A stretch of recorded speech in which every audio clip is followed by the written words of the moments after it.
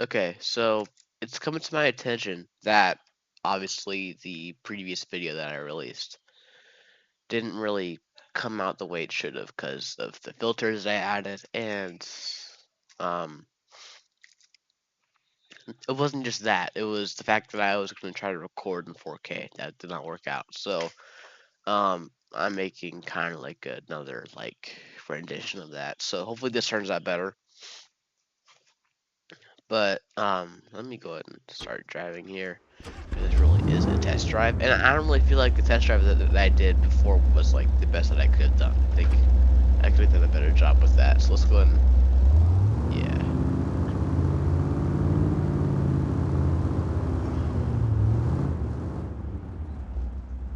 So for this, I didn't really add a sway bar to this because I kind of like how it like swings when you're like steering. Like here, look, it kind of feels better like without it. So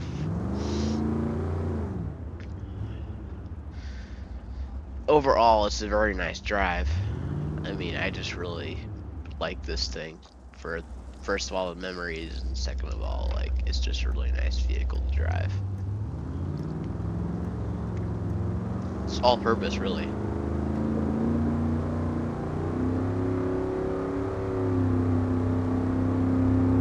I put in the video before I didn't do a lot of the modifications. This video I put in a high stall torque converter. That way you kind of get that instant power, you know.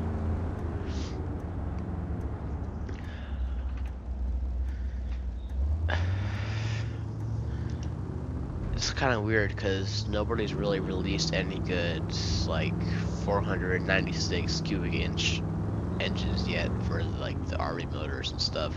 It'd be cool to have that, but it's like I really want it because this is one really nice. It matches kind of how Chevy is too, because like you had two options for engines in these Blazers and the Suburbans. You had the 350 and you had the 454, which are both not too different. Well, they are different because the 454 is a big block, but the problem is those older engines really struggle to make power.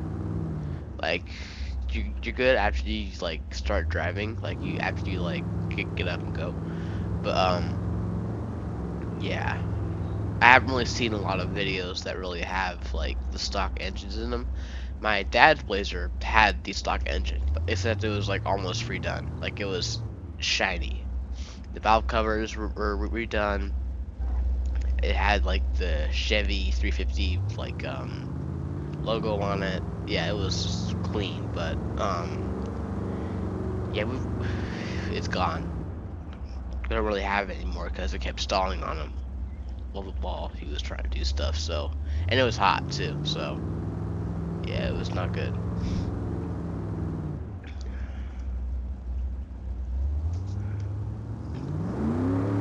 Yeah, it's pretty dang fast.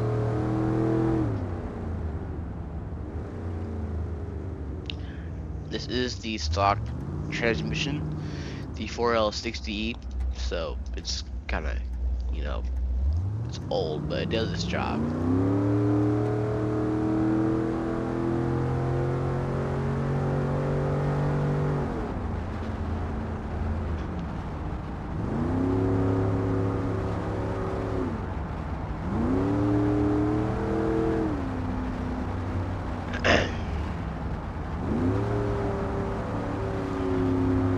Kind of is some play in the steering, but that's not really too big of a problem.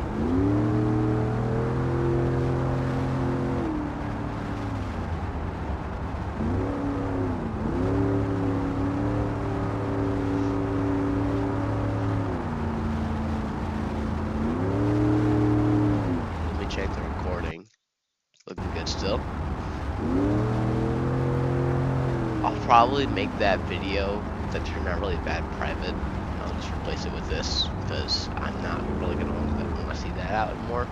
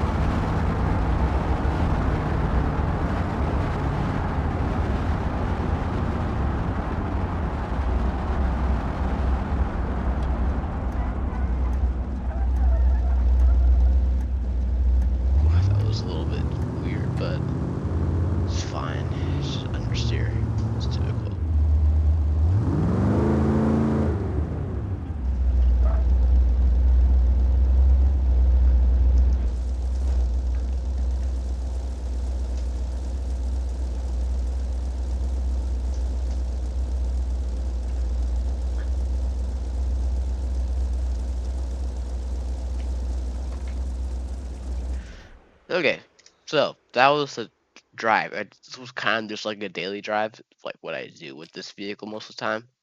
Like I'm not really gonna drive it like intense because I'm not really like that. I kind of like these are more just fun to drive instead of just like always hitting the gas and all that. So let's talk a little more about the story of this thing. The dude that made this really did really good job. So I'll explain some of the stuff in the interior. So this year of Blazer is I'm pretty sure it came out in 1990. This is the first year to have power locks, or I think I want to say this is for your window. Yeah, power windows too. So this, you put this down, it'll go like downwards, and you put it up, it'll go up. The window will go up. Yeah.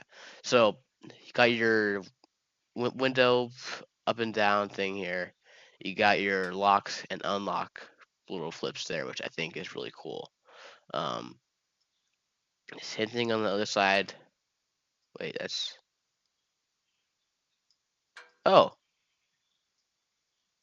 so maybe this is the uh, sorry about that. Maybe this is the actual locks. I think if you go up, if you lift the switch, if you lift that up, I think that unlocks it and you put it down, locks it. So whatever. And then that's probably just for your windows, whatever those were for. Glove box, small little thing there. Let's go ahead and close that. Okay. So back here, problem with this is that this cab here is kind of insulated good enough, but this isn't. That's aluminum or aluminum, however you pronounce it. But yeah, it's metal. So heat will just blaze through there without any problem. So you either have to have some these windows would have to be like really dark tints, had to have some really dark tints, or you would just be in a cold place. Uh, Radio here, classic. This actually isn't the correct interior for these. In the actual seventh gen, I want to say, Suburbans or Blazers, instead of this metal panel, there is some metal in here, but it's actually wood. That is in the background, or like in the back of these gauges here. Let me show you. So instead of that black stuff you see, it would actually be wood, like plastic wood, like you see in the Escalades that are like the platinum Escalades. And then this gauge here was different, and it would actually like light up, and it would like they would be orange. They would like at night you have lights on, the gauges would turn like a bright orange, so you can see them all. So that's pretty cool. That's like not very realistic on that dude's side, but whatever. This also moved. Now it's actually on I want to say the bottom of the steering wheel. The lights here, those look mostly the same, I think. Uh, did they put an odometer in this one or no? I think yeah, they did. So there was an option in here to have a fuel gauge, not odometer, because really back then these things ran like dreams. You didn't really have to worry about miles because they were fresh out of the factory, and the GM made this stuff really good. On my dad's, we had a cow induction hood. Now kind of gave it more like a aggressive look, and we had headers on there, and we had a Flowmaster's 40 series original muffler on there, so it sounded pretty dang crazy because older engines just seem to be a lot louder. I mean, I get why people kind of want to keep them and not like do an engine swap because they sound pretty dang good. I wish I had a recording of it starting up, but yeah, it's not. We don't have it anymore. Okay, so that's really the story behind this thing. What I'm gonna do real quick, I'm gonna spawn in a 2002 Avalanche and kind of get 2000. Yeah, so too. I'll give you guys kind of a look as to what we had. at the time. So let me go ahead and spawn this. So the Chevrolet Avalanche, the 2006 and to the newer gen ones, these were built off of the Suburban frame. These 2000, yeah, six, they were built off the Suburban. So you have a truck, and you also have a freaking SUV at the same time. These were more built for like rugged like utility, especially if you were to get the heavy duty variants. Those had the option to come with the RV motor, which is what I want to put in the Blazer. But the reflections are off on that. But yeah, um,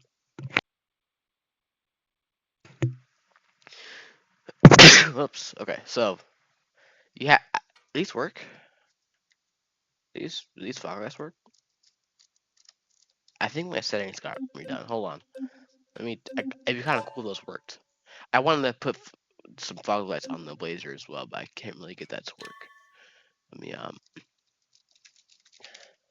fog light. Yeah, it's still set to it. It's weird. So these were really good for what they were, and thing is, what the my rims are. Oh, I had old rims. Whatever.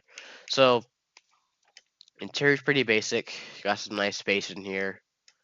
They had the 1500, the Z71, which was the offer package, but that didn't come with the RV motor, so that kind of sucked. The options you had were the 5.3 and the 8.1. That was all you had, I think. So in the newer ones, they just decided to get rid of the 8.1 and they just put the 6.0 in there. So you got sunroof, got all of that. You got this plastic at some point will fade because it was like a darker black plastic. So that you had to get some cleaner for that. And then yeah, these were pretty much made for towing. You kind of get these to tow boats, but nobody really used them for that. I mean, we didn't at least. We used it for hauling around family and stuff.